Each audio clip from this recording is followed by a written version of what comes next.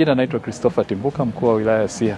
Kwa hiyo naomba nitumie nafasi hii kuwasihi sana wananchi wote ambao hawajaja katika maonyesho haya 8 waweze kutumia muda uliobakia, waweze kuja katika eneo hili, waweze kujifunza, kupata elimu, lakini pia tumefurahia kwamba wanawagusa wakulima na wamekuwa kiwahudumia na mwitikio umekuwa ni mzuri.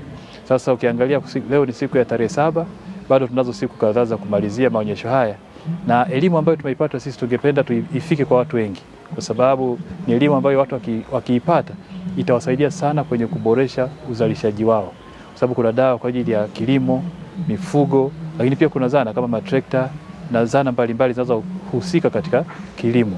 Kwa hiyo wakija kupata elimu hii itawasaidia sana kuweza kujifunza na kuweza kutumia elimu hii katika maeneo yao, kwa sababu hapo kuna changamoto moja tulikuwa tunaiangalia, ni changamoto ya magonjwa mbalimbali kwenye mifugo pamoja na mimea. Hapa kuna wanauza viuatilifu ambavyo ni vizuri, vinasaidia sana kwenye kukabiliana na changamoto hizo za magonjwa kwenye mimea na kwenye mifugo. Kwa hiyo wakipata elimu hii pamoja na kudhibiti magugu katika mashamba, itatusaidia sana kuongeza uzalishaji katika maeneo. Na pia tumetembelea katika vipanda ambavyo mtu mwenye eneo dogo anaweza akapanda na akapata mazao katika eneo dogo, katika mazingira yote yaliyo mazingira mjini au mazingira kijijini, atapata mazao ya kutosha.